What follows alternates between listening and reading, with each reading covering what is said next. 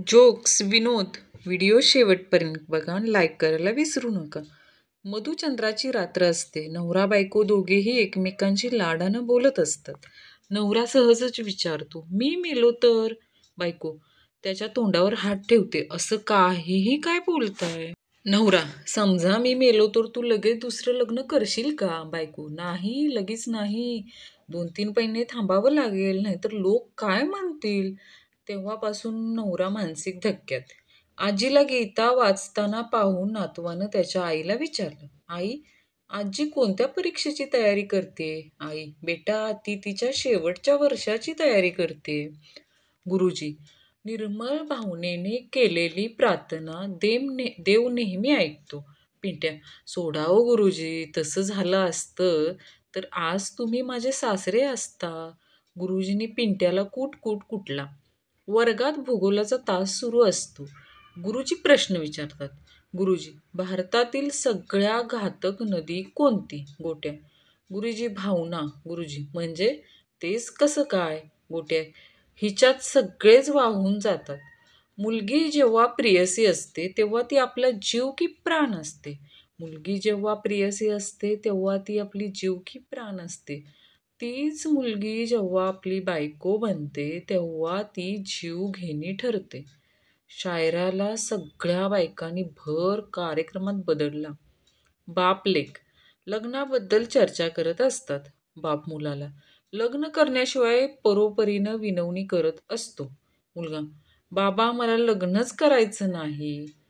मला सगळ्या बायकांची भीती वाटते. बाबा, असं नको करू बाळा, लग्न कर, सगळं काही बदलून जाईल. मुलगा, काय बदलून जाईल? बाबा, एकदा लग्न केलंस की एका बाईची भीती वाटेल, बाकी सगळ्या चांगल्या वाटायला लागतील. गण्या रात्रीच्या जेवणाला पहिल्यांदाच मासे खातो. जेवण झाले तरी तासभर पाणी पित नाही, कारण त्याला भीती असते चुकून मासा त्यात पोहायला लागला तर. गंपू पेट्रोल पंपावर जातो. तिथं बोर्ड असतो, येथे मोबाईल वापरण्यास बंदी आहे. तो लगेच सगळ्या मित्रांना फोन करून सांगतो, थोडा वेळ ना मला फोन करू नका रे. एक कर्मचारी आपला बॉस पगार वाढवत नसल्याने खूपच वैतागलेला होता. वेगवेगळ्या युक्त्या वापरून पाहिल्या पण काहीच उपयोग झाला नाही. शेवटी तो बॉसला म्हणाला, हे पहा साहेब, आता जर तुम्ही माझा पगार वाढवला नाही तर मी ऑफिसातल्या सगळ्या लोकांना सांगेन की तुम्ही माझा पगार वाढवलात म्हणून. शिक्षक, मंग्या, सांग, असा कोणता प्राणी आहे जो हवेत उडतो पण जमिनीवर पिल्लांना जन्म देतो? मंग्या, एअर हॉस्टेस. चांगल्या मुलींच्यात आणि डायनासोर्स मध्ये काय साम्य आहे? लय काय विचार करू नका, दोन्ही पण अरबो वर्षापूर्वी नाहीसे झालेत.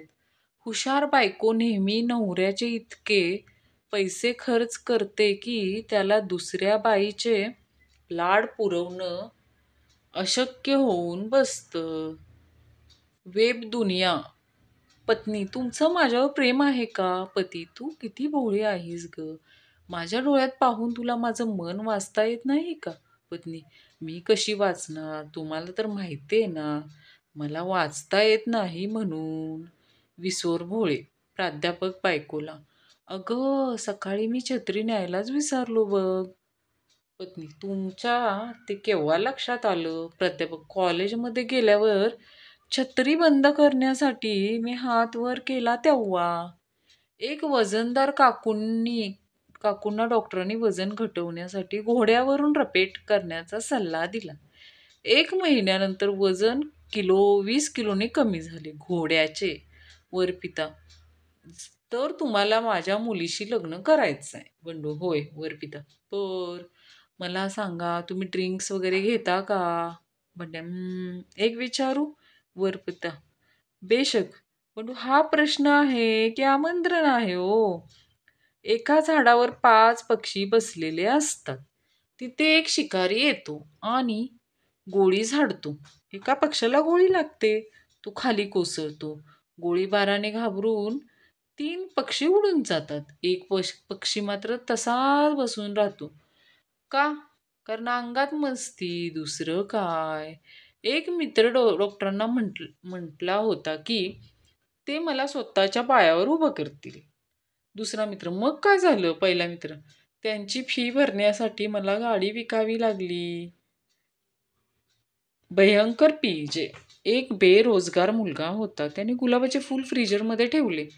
मग दुसऱ्या दिवशी त्याला रोजगार मिळाला.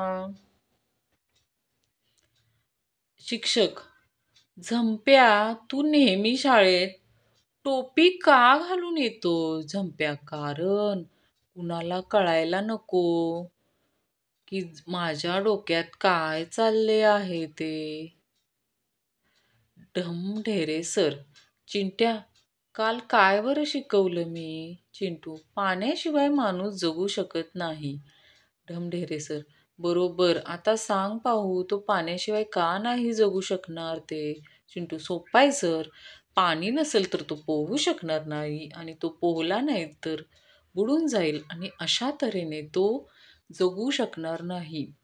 मास्तर, सांगा, पाण्यापेक्षा हलके काय आहे? गण्या, सर, भजी. मास्तर, कसे काय? गण्या, सर, तेल पाण्यावर तरंगते आणि भजी तेलावर. गुरुजी, अख्खी शाळा कोमात.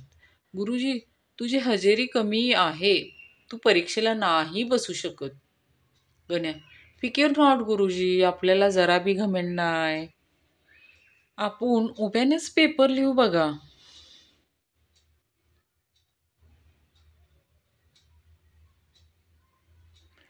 एकदा ॲडमिन मित्राच्या लग्नात सायकलचे ब्रेक लावून नाचत होता.